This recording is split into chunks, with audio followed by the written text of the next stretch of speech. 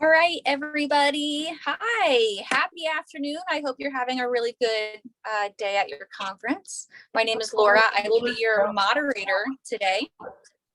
It is my pleasure to introduce Jo Sullivan. Yes. All right, I'll let her know. Okay. If you can put yourself on mute, that would be awesome. It's my pleasure to introduce Jo Sullivan. Jo is the founder of Heights Group Consulting and the current. Oh, I think you turned yourself off, Laura. You went mute. Oh, Better? there you are. Yes. Okay. Let's start this all over. My name is Laura and I'm the moderator. If you guys have any questions, put them in the chat below. It is my pleasure to introduce Jo Sullivan. Jo is the founder of Heights Group Consulting and the current Chief Community and Development Officer at the Houston SPCA. She'll be sharing tips and tricks on fundraising basics. You can always make more money for your organization. We are so very happy to have you, Jo. The floor is yours. Oh, thank you, Laura. And thanks for inviting me. It sounds like somebody's microphone may still be on, which it may be way more exciting what you're talking about than fundraising, I assure you. So let us know if there's let us know if there's an animal rescue. Okay, now I'm unmuted. Can you all hear me? Okay, good. I'm really honored to be here. And I think it's a pleasure for me to always talk about fundraising. I've been doing fundraising for about 20 years now. And the more I learn, the more I see how complex programs can be as you grow. And in that complexity, sometimes, as one of my coworkers here used the term the other day, analysis paralysis. And I thought that was so brilliant because sometimes we get so caught up in the idea that everything has to be either like some of the larger nonprofits have the flexibility and resources to manage. And we kind of forget that, fundraising's been around for a really, really long time. It truly is a relationship and a connection to individuals who believe in what we do. And the thing that they can contribute to our work is financial and volunteering and other things. But in this particular PowerPoint, we're going to focus on the financial. So the biggest thing that I want everybody to come away with is that everybody can be a fundraiser. You don't have to have huge staffs to do it. I appreciate some of you that took the surveys that I posted much earlier to the conference.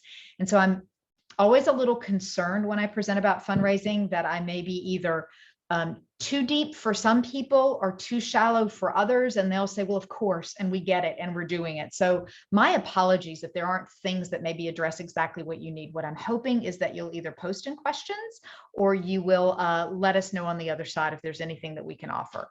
So let's get started with fundraising building blocks. Let me see how I go next here. Ta-da. Okay, we're going to go super, super simple. Why do you fundraise? Well, of course, it is to get more money for your programs. One of the secondary benefits, though, is also to raise awareness, because in every fundraising effort that you do, even if a person doesn't give, don't forget that your name and your brand is out there. And then even another benefit, many of us are involved in disaster, whether we're called on because our communities suffer from fire, flood, hurricane, tornado, or we participate because we have disaster agents around the country. There's always that backup plan. Fundraising allows you to build a set of funds that you might need in an emergency situation. So here's what we're going to talk about today. Fundraising is all connected. It all comes down to one individual who is willing to write a check, give a credit card number, offer a donation item for your ball, whatever that is. You need to start with a plan. Cultivating these folks that's absolutely the key to success. And then I combed around and got some really fun fundraising ideas. Some of them may have come from the organizations that you work with and what you're already doing. I can't give you results on any of these ideas because I just ask people in our world, in animal welfare and animal rescue, what are their most fun fundraising ideas? So I'm going to share a few of those. Let's start with connectivity. I don't know if anybody has seen this donor pyramid concept, but really there's a lot of bodies here because anybody can step onto your donor pyramid at any level. But in many cases, it's just one body. and they walk all the way to the top. And I think that's an important distinction for us. So let's start with like prospecting. These are people that don't yet belong to your organization, but they love animals. They love what you do. Maybe they don't know about you yet. We call those prospects. These are people that we'd like to have join us. Prospecting becomes the kind of expensive part. Sometimes you'll hear it called acquisition and direct mail. It's how do you find the people that you know would support you if they just knew more about what you did? That's prospecting. Once you get past that prospecting group, they become a one-time donor. Then with a lot of luck, you may be able to convert them to a monthly donor, which is where a lot of money comes in. But then they grow to a first-time major donor, and then possibly regular major donors. And then if you do a capital campaign, they're the lead giver in that donor. And then when they ultimately die, they may give you a bequest. So the important thing about a donor pyramid is just to kind of realize, I have this person in my head that I've used for 20 years. And in my mind, her name is Sally. And Sally is an animal lover. She also gives to other things. She has pets at home. She has a couple of kids, and those kids are growing older. They're going away to college. Maybe she has volunteer time now. She and her husband are starting to think about their legacy giving. First and foremost is her family, maybe her church or her university. But if pets are part of her world, then maybe your organization. So in my head, when I see this donor pyramid, every single time I see Sally, because Sally can be on any one of these levels, or she can dance up and down all of them. I talked a little bit about the idea of a donor acquisition or maybe a prospect donor. And so here's the way that I start seeing donors. They don't just live in that pyramid the way we'd love them to and just push them up and down the pyramid.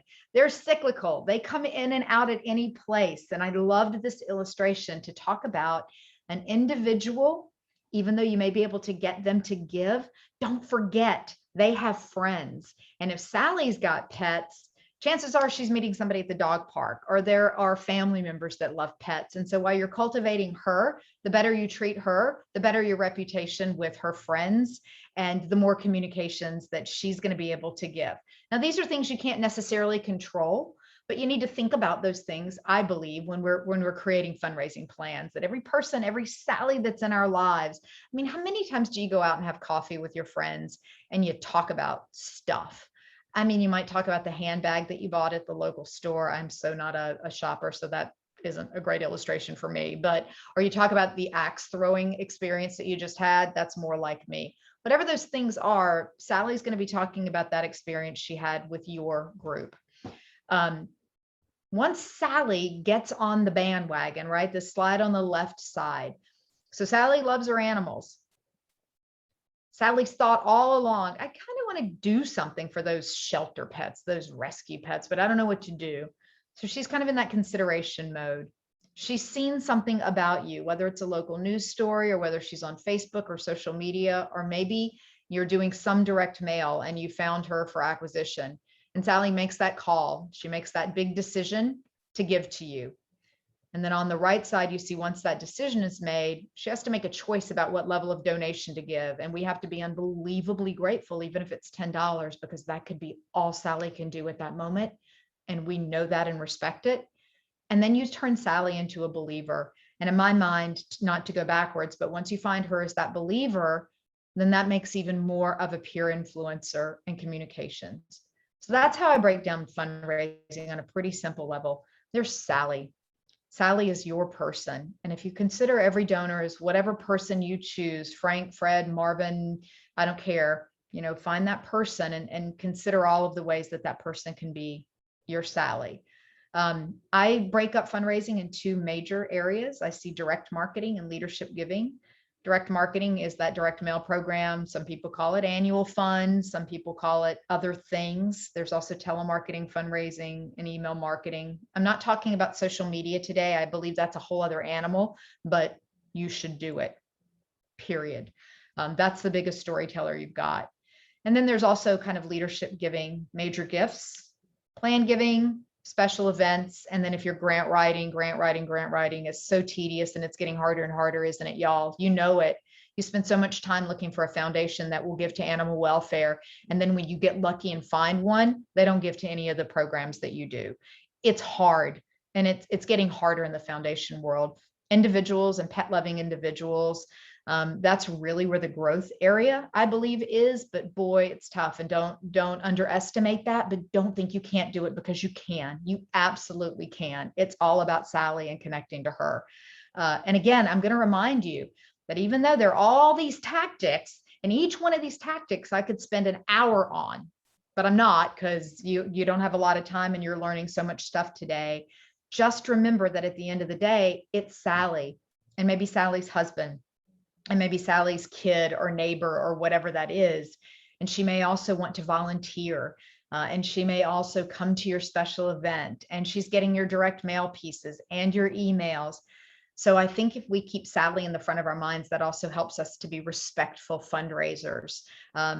Sally, you can only ask her for so much. And if you have a donor file of a bunch of Sallys, or Sally and Frank and Fred and Kelsey and all of those, each one of those individuals have a lot of choices to make every single day, from making dinner to how to budget for their overall household income.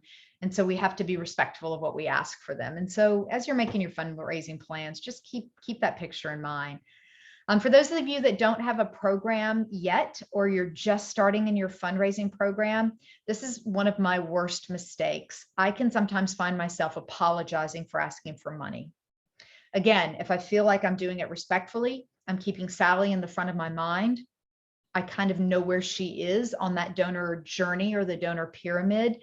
Somewhere in that email saying we need your help so much, or that direct mail letter, or if you meet with them face to face and have coffee, I'm sorry, I'm asking you again, doesn't have to be a part of it. We're pretty strong individuals as humanity. And if you think about yourself as Sally, put yourself in Sally's shoes for a minute. When somebody's asking you for something, you know that's coming, and you've made the willing choice to engage. And saying I'm sorry is not necessary. I may have spent too many seconds on that, because as I said, that's one of my hangups in fundraising. But just remember, Sally is there because she loves what you do. I think storytelling is so important. I've started a new program called Story Getting, and someday maybe I'll come back and talk to you all about that. We as fundraisers, or as organizational leaders, maybe you're the person that's running your organization and you're the fundraiser, so you're responsible for it all. Don't forget, the story getting is almost as important as the storytelling. You cannot tell that story through the eyes of one of your investigators or your animal services teams or your volunteers if you don't get it right. So there's a process in that, and getting the story right is pretty critical for all of us. It's so important, and every story you've got can be used across a lot of channels. So they're assets, they're our gold. And you don't have to tell the story of one animal just once. You can use that story in several different locations, as long as you know where the Sally is in that moment, so you're not telling her the same story. Again, there's that small group of donors, those loyal donors that we do go back to over and over, and we do it because they give. Don't underestimate the power of just kind of some scattershot opportunities, like putting a fundraising ask on social media. I'll be very honest, it's not going to yield much. It just doesn't yet. That's not where those donors are, unless you spend some time cultivating people to do Facebook birthday parties in your behalf, or you set up a very specific goal in a Facebook fundraiser. But there's no harm in posting something about a story that you've done and just putting a link in there to help this and other efforts give now. Those soft asks, those constant reminders that you need money, will yield some donors, and those donors do stay around. So any chance you get to kind of put that ask out there as a reminder of support, I think it's important to do it.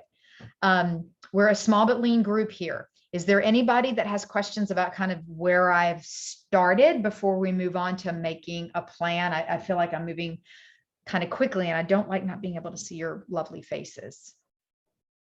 Any questions or thoughts? Or is there something that you all have already started to do and all that you're kind of shaking your head and you kind of wonder how you would do it differently? Okay, easy enough. Let's talk about making a plan. To me, I think this is where the biggest challenge comes in. People see some of large national groups, whether it's animal welfare or the St. Jude's of the world or Make-A-Wish, and you think, gosh, I really want to do that, whatever that is, whether it's television or whatever. And everybody needs the kind of money that those large nationals raise to fulfill our missions, right?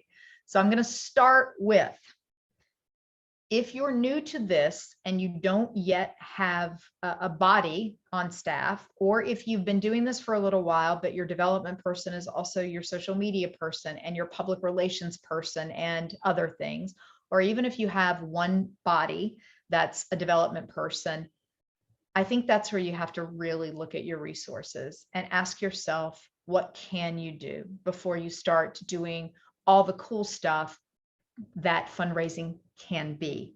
If you have more than one or two people on your team, that is fantastic. And you are already living in that donor pyramid world, and you are probably already thinking about how your staff focuses on those individual areas of major gifts or planned giving. But if you're small and lean and you're fighting every day to get the kennels clean and do the fundraising that you need to do to keep your mission going, what have you really got time to do? What's the skill set of the individuals that you've got? I have worked with some amazing people who can write fantastic copy. They love helping figure out how to get letters printed, envelopes stuffed, and letters out the door.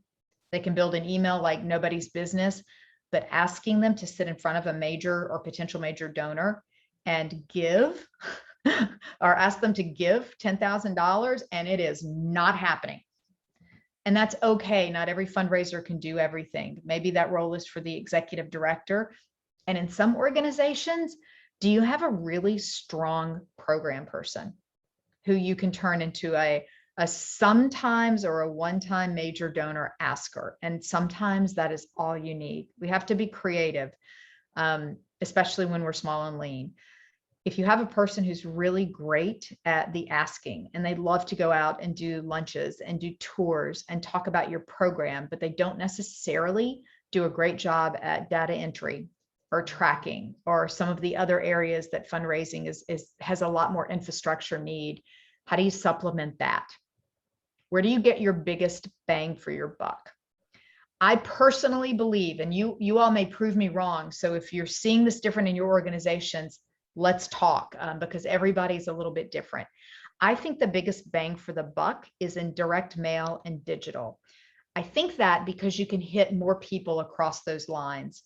If you can work a little hard on your website to get people to sign up for a newsletter or sign up for a fire safety sticker or sign up to, I don't know, sign up to get an update about the pets that you're caring for. Any way you can get email addresses, those people are easy to cultivate because they've already raised their hand and said, yes, yes, yes. And this becomes your basis for what I call a mass marketing program. Direct mail is the same. There are so many, I'm sure a lot of you are working with Alpha Dog or Newport One or some of the other ones that do kind of out of the or in the box direct mail programs that maybe they use a lot of similar graphics and they tell similar stories. You know what? That is okay when you were starting out. I've used them too. And for what they do, they are fantastic. And if you can afford it and it gets that management off of your plate, but it allows you to start building a donor base, consider those things. Consider what it might be like to use some consulting agencies. Because once you have a group of people that are in your donor pool, then it's much, much easier to interact with those people. Oh, I feel like I just lost my screen share. What happened? Let's try that one again. Sorry, everybody. I think we're back. Thumbs up, are we back? Okay, yes. That's a weird one. I don't know what happened.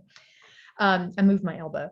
So I'm a big fan, I think, of mass marketing. And I don't care if mass marketing is 500 people on a database. I worked with a recovery house. This is people, not animals, in Beltsville, Maryland, called Nick's Place. And it was a recovery house for young men battling primarily heroin addiction.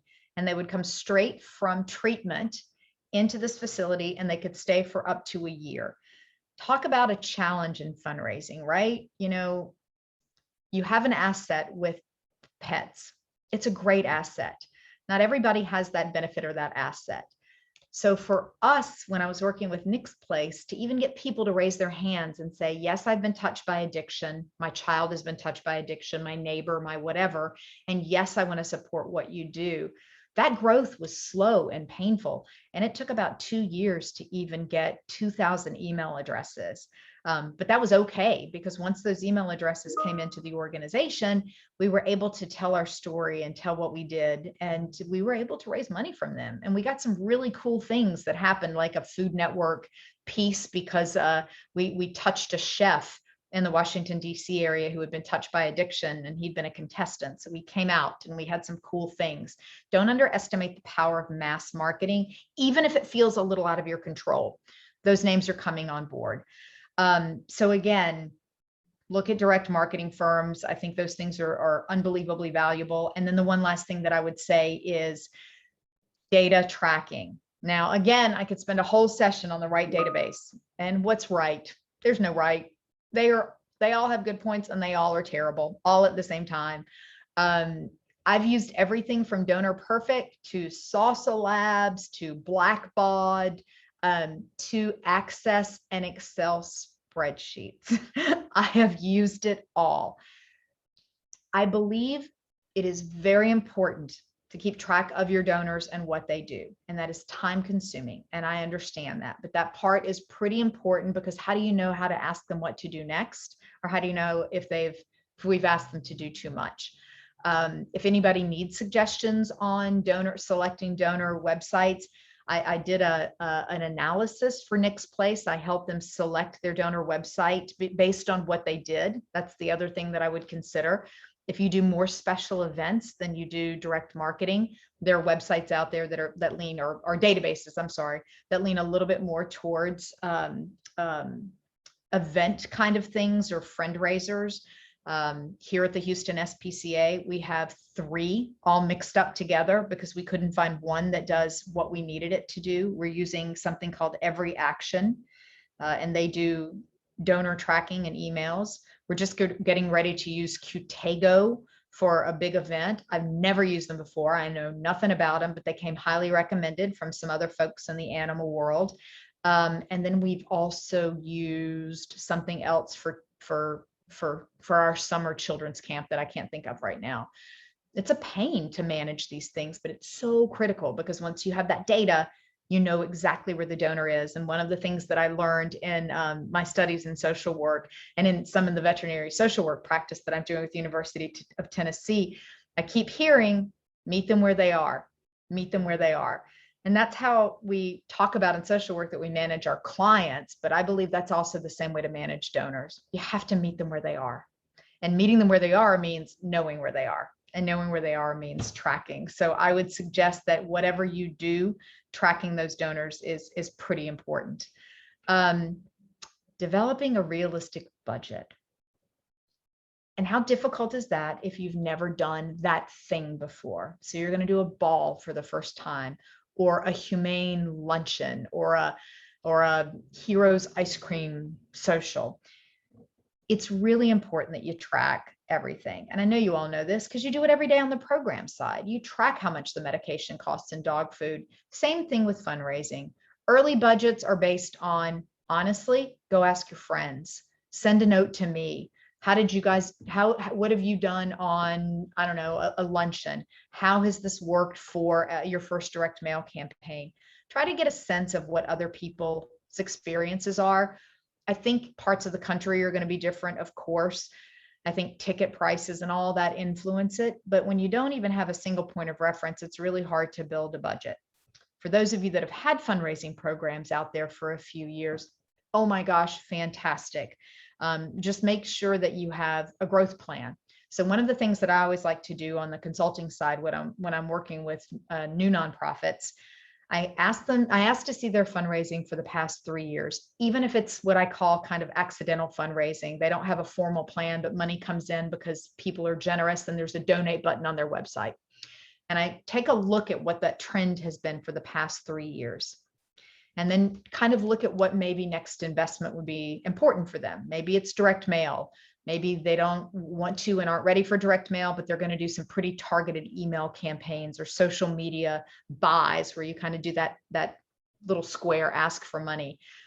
And there's a cost associated with that. And that's pretty easy. You call a bunch of people and you say, how much are you going to charge me to do this? And you get some costs. And then you use what's happening in the rest of the industry to build out your first year. And then once I get first year data under my belt with a new group, then I start looking at what 3 and 5 years could look like. So I'm always looking out multiple years. It's easy to do fundraising in an annual thought process because we need to make our budgets and we need to feed the animals in our care and fund our programs. And so I've sat in a lot of meetings where we all look around and say, we're going to have to raise $100,000 this year, or we're not going to be able to do anything. How do we get to 100,000? And then we kind of desperately claw and get to 100,000, but we're not thinking of next year and the year after that and the year after that. And so I'm finding that the groups that are building strong programs say, we have to get to 100,000. We just have to. How do we get to 110 so that we can take $10,000 and invest in the next year already? Those are the groups that I'm seeing do really innovative work and kind of successful. Build your timelines, build your tactics. Every timeline may have something different and every tactic may have something different, but if you're mixing events with direct mail, maybe you're talking about estate planning. Oh, and y'all, I'm going to tell you, in animal welfare, the best estate planning opportunity is to host some kind of an event. I don't care if you do a luncheon, a brown bag, or a shelter tour, and invite an attorney who specializes in estate planning to do a pet estate planning. If you haven't done that yet, write it down 10 times. That has been so successful. And it's such an easy entree into that world. Sometimes people don't like to talk about the ultimate gift, and they don't like to talk about what happens to your big estate when you die. We sure hope it comes to us, but we feel weird asking about it. How are you feeling today, Mrs. Sally? It's okay. For the donors that are planning their estates, it's an easy conversation to have. In the animal world, we are all very fortunate, and some of us can help with pets that are left behind when our donors die. Some of us know organizations that can do so. But in most cases, what we're seeing, and I don't know if you're seeing this in your organizations, but what I've seen over the past 20 plus years is many people don't think about their pets in their estate planning. They're thinking about their kids and their grandkids and their church and the charities they want to support or the nonprofits. And pet estate planning, it's a big deal as people live longer and longer and they outlive their pets and their kids don't want it, the dog or the cat. They can plan for that pet, and having a pet estate planning session with an attorney that knows about how to write that's a fantastic entree into talking about plan giving with your donors. And honestly, it's doing a service for many of your senior donors. It's doing a great service because they haven't thought about it themselves. We think this stuff every day. We wake up and go to sleep thinking about the care of animals. Even though donors wake up and go to sleep thinking about the care of their pet at that moment and what outfit they're going to put on them, what treat they're going to give them, what experience they're going to have, many of them don't think about planning for what happens if they die and leave a pet behind. So that's just a little side trick. And it's also a great service, but it's a great entree into a conversation that can be tough to have. And that's a great tactic to use in that major gifts plan giving side. You got to measure. If you have a direct marketing firm that's helping you, you absolutely have someone that should be measuring for you. I've seen nonprofits that work with some of the firms that I mentioned before that just sort of get the checks every month and maybe put the donor, what they've given to on their database. And that's kind of it. I encourage you, if you don't know a lot about the details of direct marketing, like response rates to a mailing and average gifts and all of the things that make direct marketing tick. Yet again, that's another day that I would kill to be able to. I love teaching direct marketing. It's a lot of analytics and I'm such a nerd about that stuff. But I would encourage you, if you're using an outside firm or considering it, ask them what some industry standards are, really challenge them. It's not just what they can do for you, but it's what they can do for you versus what's happening in the rest of the country. Push them to be better and do better. Tell your stories in those mailings. But also, I know as a fundraiser, sometimes I can get pretty protective of the brands that I've worked for. And I look at outside consultants and think, you don't know us. So I've gotten to this place that I start treating our consultants as partners. And so I kind of give them a bibliography of words that make sense. For example, I always use pet parent when we're talking to donors, pet owners when we talk about abusers. That's just me. It's a practice I've had for a lot of years. But get these outside consultants to speak your language, but also trust them. So if they tell you that a direct mail piece needs 3 asks or maybe 4, trust them. Or challenge them to test it. I've done that as well. A fundraising consultant will come in and say, this is the perfect fundraising letter. And I look at it and go, I'm not feeling it. And they'll say, well, write us a letter. So I'll write the ultimate fundraising letter. And we have a 50-50 split. And you only need about 500 donors to do that. And I'm going to tell y'all, I lose every single time. Every time. I've never had a letter that beat a fundraising consultant. But I have been able to meet them in the middle and compromise to make sure that our personal ethics are always top of mind in those letters. Okay, I see some stuff in chat. Laura, do you want me to stop and answer a couple things? Yeah, Sure. if that's okay with you, Yeah, I can get you some questions. First question is direct mail still a viable option for general outreach, or does it work better for specific groups, existing donors who have already responded? Has direct mail shifted mainly to electronic outreach? Oh my gosh, that is a great question. Gosh, I wish I had 2 hours with y'all. We could pull up some studies, we could brainstorm. The answer is yes, it's still extremely viable. Now, here's an interesting study I just read that surprised me as well. I thought that as millennials and Gen Xers were getting older and kind of moving into that giving range, that just making sure you heard to go out the front mail. door and around. Animal in need. We all need to stop. Here's what the study showed. As baby boomers are aging into retirement, they were kind of quiet. It was always that greatest generation that were the direct mail donors. And as we all know, they are dying quickly, but they were our bread and butter and our heart and soul. And they were the first real group of direct mail donors and had been since the 50s, 60s, all that time. Here's the deal. Those boomers are aging into retirement and they are starting to give through direct mail. And that's been a big surprise to everyone. And as you all know, boomers are the largest generation out there right now. And they are giving, and they're giving frequently. They are choosing to give sometimes online. They may not give to the mail piece that you give them, but they will give you their email address and they give online. That's where some of these more complex programs come in. So that if you mail a donor, let's say you mail them a renewal of support gift, and you also send them a renewal of support email, there's so much testing out there that shows that many times those donors will give to the email, even though they receive the direct mail piece. But if you take one or the other away, the response rate goes way down. So they may not give through direct mail, but they're becoming direct mail responsive through other channels. It's like me, right? So I love me some Amazon. I'm sorry, I do. But there are many times that I need to go to Skechers and try on the shoes first. Or sometimes I will go to the Skechers store, try on the shoes, and then wait until those shoes make it into the outlet, because that's what I do. So if you think about your own habits, think about that same thing for donors and their giving. Direct mail is definitely still alive. We are also seeing, I think this is really cool.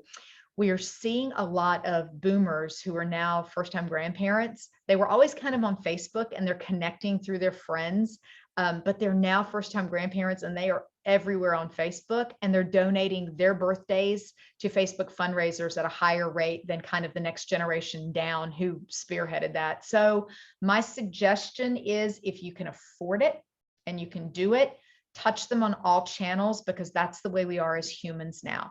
That's why we sometimes still go to the store, but then buy it online. So I hope that helps. Okay. Awesome. Another one, determining staff time for a budget tends to be among the most challenging. Any suggestions for that calculation? We track for existing projects. For new projects, we have no specific data. It is so hard. It's tough when you don't have a legacy of that, right? And so I have seen it done everything from having a staff for like a month kind of do a pencil timesheet when they move from one task to the other, whether that's donor relations or whether it's then they move into the program area to do whatever program work, and then they come back and then you take that and try to make an average. I've also seen that some organizations say, we would like to keep our fundraising activities below 20%. And they just kind of mandate that 20% of someone's salary is going to go towards fundraising. And the truth is, many times it does go over that because fundraising is hard. I'll tell you what, I will find out from Laura your name on the other side of this, and I will look and see if I have any studies that give you a more comprehensive answer. I see a lot of people challenged with that, especially as we get more and more determined to track and report on the way we spend our time and to track and report the way how much money we put into fundraising. I think some of that is great. It keeps us ethically sound. As a longtime fundraiser, I think some of that is a challenge because fundraising is hard. If it weren't, everybody would do it. I would have Joe's Shoe Fund up and like that, 501c3, like nobody's business, but it's tough. And so I don't have an easy, straight answer for you, but I do know that people are looking at doing it in multiple ways. And what I've kind of seen for the first year, sometimes just people pick a methodology that they want to stick with and they just put a line in the sand and that just becomes it. So I will get your name and see if I have other information I can share. Awesome. Thank you. Yeah, that was Amanda Weber, and I'll give you her information after this. She had Thank one you. other follow-up question. Sure. Do I send direct mail only to known donors? Oh, right. Thank you for that. I'm sorry. Yes. Send direct mail to anybody you flipping can. Honestly, if you have a donor database, you certainly do. I have always found it's been hit or miss with adopters. Sometimes those adopters become really good donors through direct mail, and sometimes they don't. I usually don't mail the adopter for the first 6 to 9 months as they get settled in with their new pet. And sometimes it doesn't work out and returns happen. And in the middle of all of that, you don't want to say, by the way, we need your help. In their minds, based on some of the research I've done, they felt like they've done the ultimate help by bringing an animal home. But I would mail adopters strategically. If you can afford it, I would mail acquisition. And that's where I think an agency is the most helpful, somebody like an Alpha Dog or a Newport One. And they can help you find outside lists of people who are also animal lovers. Another way you can do it in your own community, and I've done this here in Houston with the Houston Zoo. Now, Houston Zoo isn't companion animals, but they are kind of animals and environment. And I know many people that give to animals give to environment. So we called up the zoo and said, if we are willing to loan you a one-time usage of some of our donors, and we didn't give them the most recent, we gave them 13 people that hadn't given in 13 plus months. If we give you 5,000 names for a one-time usage, will you do the same? And they did. And they worked out pretty good for us. So there's some creative ways that you can do donor acquisition in your own backyards if you have good relationships with other animal welfare groups. And we should have so much better relationships with each other, but that's a whole other session. Sometimes renting and exchanging those names with each other is great. But yes, absolutely mail your own donors. And if you can find creative ways or afford an agency to do acquisition, that's how your file will grow. That's going to be the growth of your file. Okay, thanks. Awesome. Laura. I think we have one more question. Sure, let's do it. Let me see what my next line is. Let's do it. Let's talk about pet estate planning. What does that look like? What can the shelter offer these folks? Maybe a better question, do you offer consulting services? Oh, happy to give advice. Seriously, anytime. I'm like free advice at any time. I'm happy to set up meetings if it's helpful. So at Houston SPCA, we don't have a system that you could leave a portion of your estate to us and we take care of your pet in perpetuity or find it another home through adoption. Many groups have that though, and I've worked with a few of them. Their criteria, like the pet has to not be aggressive. It can't be a pet that only gets along with you and nobody else in your family can touch it or look at it or feed it. So there's some basic criteria for potential rehoming. And I know a couple of shelters that have volunteers that are willing to do sort of that lifetime foster, because sometimes pets that come in from seniors are also senior themselves. And so it becomes a pet hospice situation. So that's one way to do it. But the pet estate planning you can put yourself in there as an organization as a solution. But the other side of pet estate planning is when you're working with a pet estate planning attorney, they can talk to you about friends or family that you may not have thought of that you could ask to help care for your pet. And so you may not see the benefit of the dollars associated with the care for that pet, but if you help one of your donors identify long lost cousin Ralph or the neighbor down the street that your dog loves as the beneficiary, a part of the estate, and they would assume ownership of that pet, then you may easily get another portion of their estate as a thank you. So you can use it as an open door for engagement, or you can create a program around it yourself. I've seen it work both ways, and they both work really well, especially if you stay in touch with that person after the pet estate planning session. Keep touching base with them. Ask them, get that pet's name and memorize it. And every time you call or email, ask how Florida the cat is doing. All right, I want to do one slide here about, and I know we've got about 15 minutes. This is cultivation. This stuff does not cost you anything but time. And Lord, I do know how valuable time is. I know, but this isn't a budgetary investment except an allocation of time. Make those thank you calls when someone gives. I've done it myself. I've asked board members to do it. Sometimes that works out great. Sometimes it doesn't. I'll send a board member a list. You know, I remember one time in my early career, I got so excited about this. I sent board members a list of 150 donors each with their giving history and said, make these calls. And I had a lot of unhappy, overwhelmed board members. So I've learned. Now I send maybe three really, really, it doesn't even mean it's a big gift. It just could be a very, very passionate donor who loves the work that your organization does. And maybe they can only give $50. Let them get a call from a board member. I've had other staff member call. So sometimes I get, maybe somebody on the shelter staff who really likes doing that stuff, make a phone call and thank you. And then volunteers.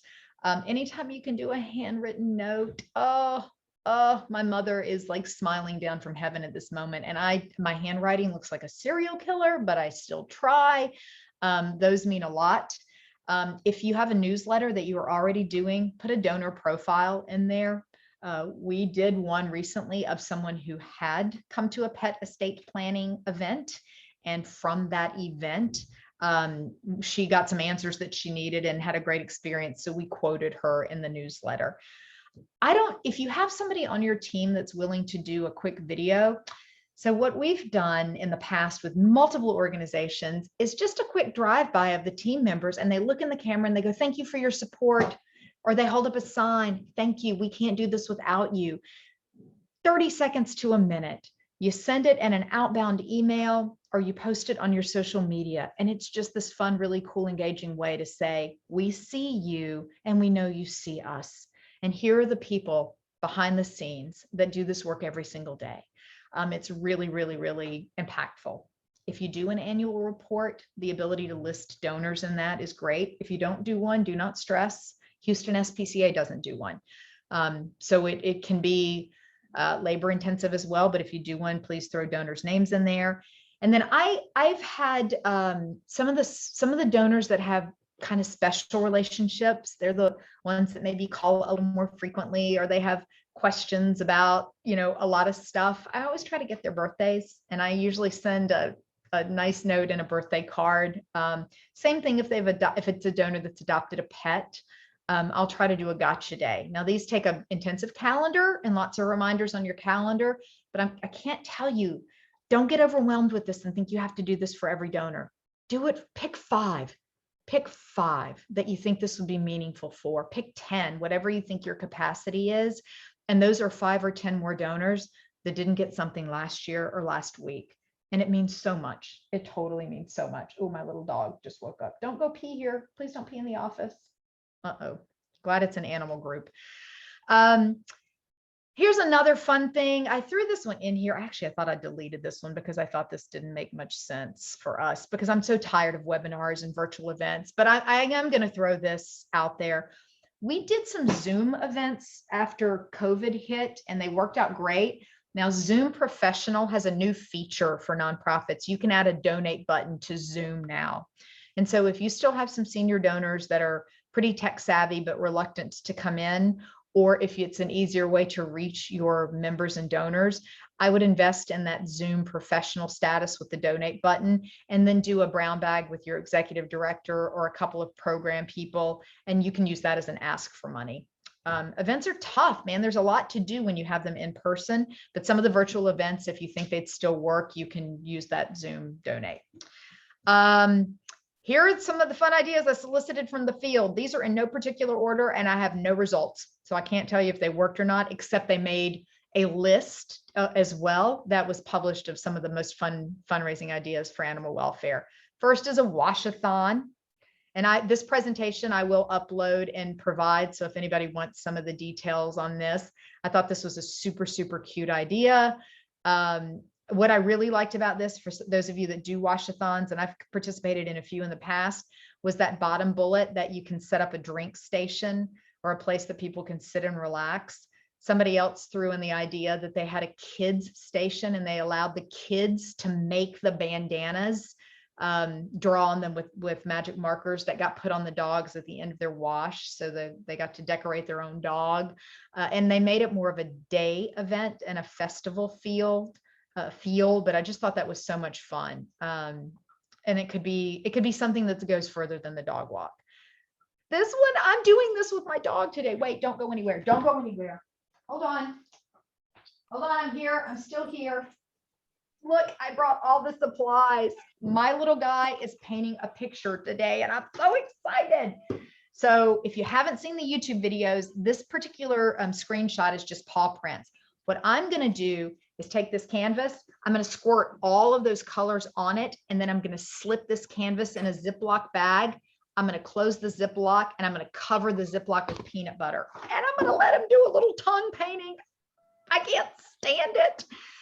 If it works, we are going to ask our foster families to use that same method, and we're going to send them home with, got these from Michael's. It was like, I don't know, $8 for 100. You know how those Michael's sales can be. And we will sell those for all of our foster kiddos. I just think that is the cutest thing ever. Now these have paw prints. I've tried that with my dogs and it's like a month later. It's like using glitter. There's paint everywhere. Yes, please. We have 2 minutes. Oh God. Before Okay. the end of this session. Yeah. And then we have a 10-minute break before the 3 o'clock session. So is there anything that you wanted to How did that go so end on? fast? I know no. it really does. It did. Here's professional photo shoot, find a volunteer photographer or split the profits, and then get your coffee shop to host a coffee or a tea day. And that's it. Those are the fun ideas that came in. The most important thing is don't get overwhelmed. Don't let all of the ideas and all of what fundraising can be stop you. You can do this. I know you can, and just keep Sally in your mind and do it slowly and respectfully. Okay. 1 minute. Thank you so much, Joe. Okay. It always seems like development directors have the hardest job, making the ask, but you have such a fun, positive spirit. Thank you for sharing all of your information today. We really, really appreciate it. Of course, share my email. And if there are questions that I didn't get to, please email me, y'all. And I am happy to answer as best I can. You guys are awesome. And you are the front lines in doing the work saving animals. You're awesome. So thank you so much. We'll see the rest of you at 3 o'clock.